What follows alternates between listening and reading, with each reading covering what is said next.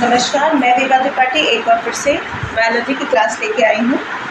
आज मैं जो आप लोगों को बताने जा रही हूँ वो बॉटनी में ना इसके बहुत सारे ब्रांचेस होते हैं। जैसे आपने बड़े क्लासेस में सुना होगा कि बहुत सारे बॉटनी के पेपर्स होते हैं, ठीक है। तो कौन से पेपर्स होते हैं, कौन से ब्रांचेस होते हैं, या एमएससी करने के लिए से कौन से पेपर्स हैं जिसको जो है आप लोग पढ़ते हैं, ठीक है। ये जो आज मैं टॉपिक बताने जा रही हूँ ये एग्जैक्टली मतलब जो आपकी टीजीटी हो गया या पीजीटी हो गया, इन सब में भी पूछे जाते हैं, या एक जनरल सी साइंस के जो क्वेश्चन आते हैं उसमें भी पूछे जाते हैं कहीं ना कहीं क्वेश्चंस, ठीक है।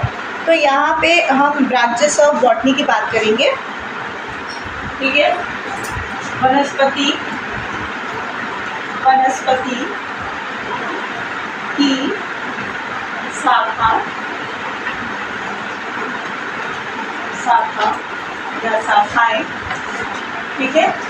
या हम कहें branches of botany, branches of botany, branches of botany, ठीक है। जैसे कि पहले अगर हम किसी भी चीज़ को अगर हम देखते हैं, किसी भी सजीव के बारे में अगर हम पढ़ रहे हैं तो उसका ना हम लोग आकार पहले पढ़ते हैं, ठीक है ना। हम लोग क्या पढ़ते हैं, उसका आकार पढ़ते हैं कि एग्जैक्टली उसके वो कौन से फॉर्म में है, कौन सा उसका आकार है, ठीक है। तो यहाँ पे अगर हम बात करें तो सबसे पहले जो बात आती है वो आती है एक्सटर्नल मॉर्फोलॉजी,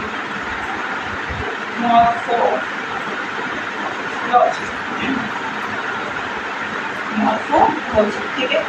यहाँ पे एक्सटर्नल का मतलब तो हो गया बाहर, मतलब प्लांट्स के बाहर आकार के बारे में। मॉर्फोलॉजी क्या हो गया, फॉर्म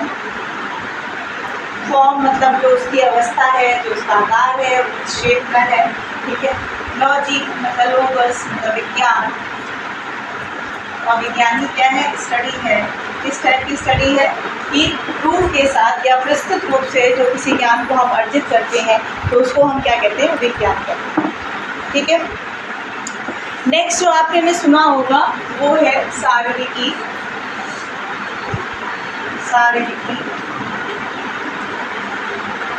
तो नहीं लेकिन आकारिकी है, एंटोनॉमी है उसका, हाँ शारीरिकी ना, शारीरिकी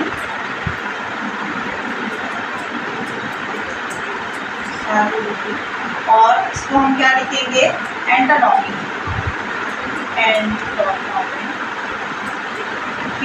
यहाँ पे एनफ मीन्स हो जाता है अंदर की।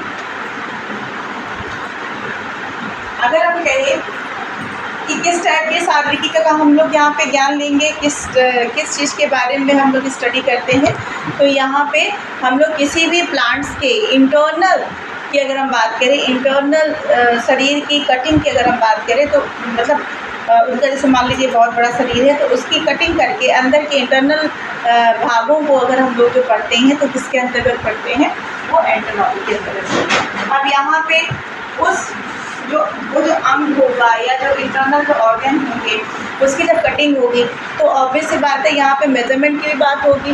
मेजरमेंट क्या है, उसकी मोटाई क्या है, ठीक है। तो पूरा उसका मेजरमेंट हम लेंगे, उसमें लंबाई, चौड़ाई, गहराई क्या है, एग्जैक्टली वो सारी चीज़ों के बारे में डिटेल्स हम लोग किसके अंतर्गत पढ़ते हैं, एंटोनॉमी के अंतर्गत पढ़ते हैं। फिर है नेक्स्ट जो है हमारा ऊतक विज्ञान है। ऊतक विज्ञान है और ऊतक विज्ञान है, ठीक है। ऊतक विज्ञान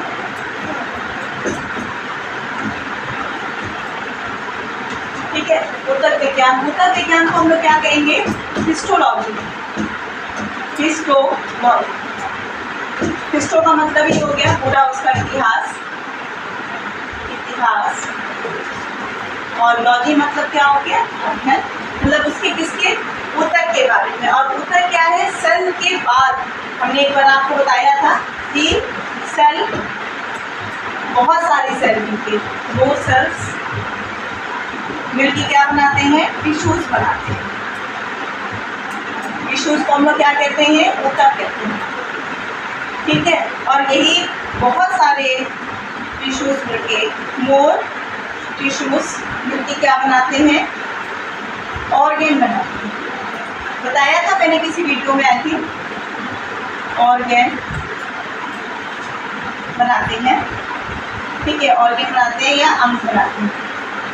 ठीक है, फिर कि मैंने एक बार आपको बता चुके हैं। तो यहाँ पे हिस्टोलॉजी में हम लोग क्या करेंगे कि कोई भी सेल हो गया, कोई भी प्लांट हो गया, तो उसके ऊपर की पूरी हिस्ट्री निकाल के हम लोग क्या करेंगे, पूरा पढ़ते हैं, इसमें स्टडी करते हैं, मतलब पूरी उसकी हिस्ट्री पढ़ते हैं, किस तरीके से डेवलप हुआ, किस टाइप के सेल उसमें इंक्लूड हुए हैं, और वो आगे चल के कौन से अंग को डेवलप कर सकते हैं, कौन से ऑर्गेन को डेवलप कर सकते हैं, इसके बारे में हम लोग ऊतक विज्ञान के अंतर्गत पढ़ते हैं। इसको शॉर्टली जो है वो औतकी भी कहते हैं।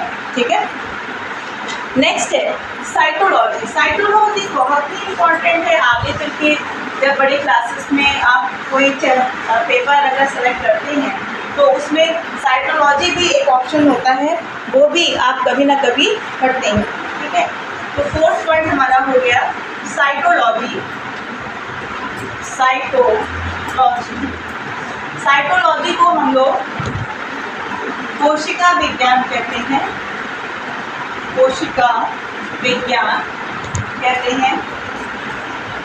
अब यहाँ पे चूंकि हम यहाँ पे सेल की बात कर रहे हैं, तो जब सेल की बात कर रहे हैं तो इसका अध्ययन करने के लिए, इसके अध्ययन के लिए हम लोग क्या करेंगे, माइक्रोस्कोपिक का मतलब इलेक्ट्रॉन के द्वारा जो भी चीज़ें अध्ययन होती हैं, इलेक्ट्रॉन के द्वारा,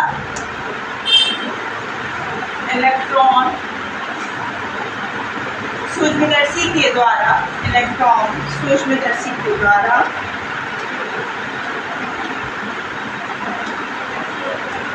यहाँ पे क्या होगा, अध्ययन होगा। ठीक है, यहाँ पे इलेक्ट्रॉन सूक्ष्मदर्शी के द्वारा क्या होगा, अध्ययन होगा साइटोलॉजी में, क्योंकि यहाँ पे हम सेल के बारे में पढ़ रहे हैं।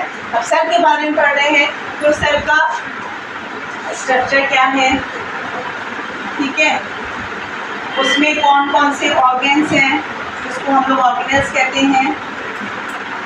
ठीक, कौन कौन से ऑर्गेनल्स हैं और उसका फंक्शन क्या है, इन सारी चीज़ों के बारे में जो अध्ययन करते हैं वो साइटोलॉजी के अंतर्गत हम लोग करते हैं। वैसे मैं बता दूं, जो बॉटनी के जो ब्रांचेस हैं वैसे तो 31 हैं, और भी उसके जो है सब शाखाएँ हैं।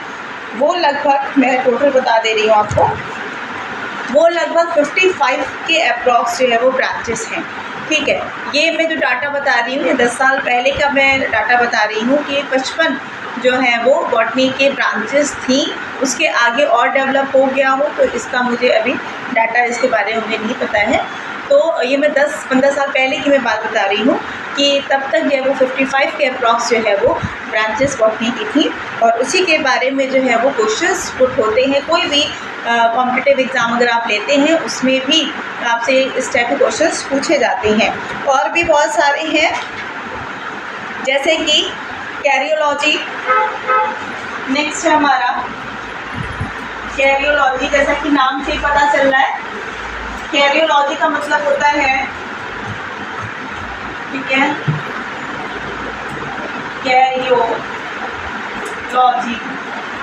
कैरियोलॉजी का मतलब होता है केंद्रक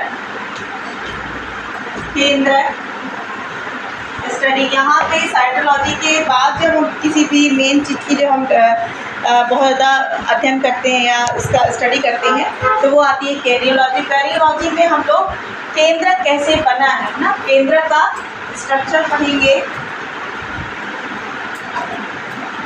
ठीक है, इसका डिवीज़न कैसे होता है ये पढ़ेंगे। हाँ, केंद्रक का भी डिवीज़न होता है। जब आगे हम आपको माइटोसिस और म्यूसिस पढ़ाएंगे तो उसमें हम आपको बताएंगे कि केंद्रक के डिवीज़न में हम लोग कैसे होता है, केंद्रक किस तरीके से mother cell and daughter cell में कन्वर्ट होती है। ठीक है, तो उसका डिवीज़न कैसे होता है केंद्रक का, और स्ट्रक्चर हो गया, और कौन से उसमें जो है क्लास में होता है, उसका फंक्शन क्या है। ठीक है, फंक्शन के बारे में हम सब लोग पढ़ते हैं। ठीक है। मध्य केंद्र के स्ट्रक्चर, डिवीज़न, उसका फंक्शन किस तरीके से वर्क करता है, किस तरीके से वो डिवीज़न होके नए डॉटर सेल में इंक्लूड हो जाता है। तो ये सारी जो प्रोसेस है वो कैरियोलॉजी में पढ़ते हैं, मतलब न्यूक्लियस के बारे में सारा अध्ययन हम लोग कैरियोलॉजी के अंतर्गत करते हैं। एक बहुत ज़्यादा इम्पॉर्टेंट है पादप शरीर क्रिया विज्ञान, जो कि पादप शरीर क्रिया विज्ञान जिसको हम लोग प्लांट फिजियोलॉजी कहते हैं। अगर हम एनिमल की बात करें तो यहाँ पे एनिमल फिजियोलॉजी भी होती है, और यहाँ पे अगर हम प्लांट की बात करें, बॉटनी में प्लांट की बात करें तो यहाँ पे प्लांट फिजियोलॉजी भी होती है। प्लांट फिजियोलॉजी में हम प्लांट की किस तरीके से प्लांट का जो शारीरिक क्रिया है, किस तरीके से पौधे जो हैं अपनी फिजिकल एक्टिविटीज़ करते हैं, इसके बारे में हम लोग पढ़ते हैं। प्लांट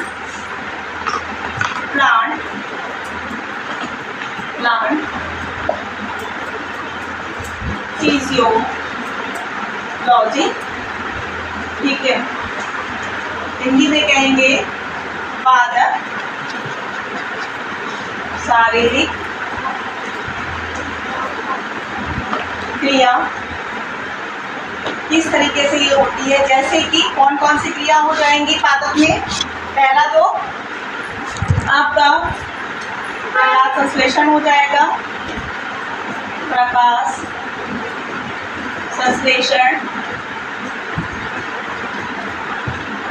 संश्लेषण जिसको हम लोग फोटोसिंथेसिस भी कहेंगे। दूसरा क्या हो सकता है, श्वसन क्रिया कैसे करते हैं ये, ठीक है। और क्या हो जाएगा इसमें, जर्मिनेशन, किस तरीके से जर्मिनेशन होता है, ठीक है, जर्मिनेशन किस तरीके से होता है। इन सारी चीज़ों का जो हम स्टडी करेंगे वो किसके अंतर्गत करेंगे, हम लोग प्लांट फिजियोलॉजी के अंतर्गत करेंगे। अब तक अभी जो मैंने वीडियो दिखाया अभी तक इतना ही, उसके आगे हम लोग कल कंटिन्यू करेंगे। और अगर आपको ये वीडियो समझ में आया है या इस टाइप के और भी अगर आपको वीडियोस चाहिए तो प्लीज़ आप कमेंट बॉक्स में ज़रूर लिखिए।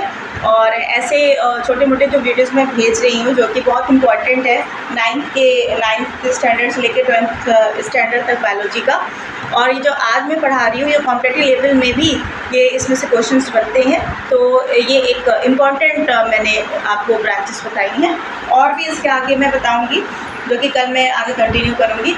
तो अगर आपको समझ में आया है, सही लगता है, तो आप प्लीज़ मेरे चैनल को लाइक एंड सब्सक्राइब जरूर करिए और अपने दोस्तों में शेयर ज़रूर करिए, क्योंकि ये जो मेरा चैनल है वो नॉन पेड है और ऐसे सभी बच्चों के पास मेरा वीडियो पहुँचे जिससे वो लोग अपना लाभ उठा सकें। धन्यवाद।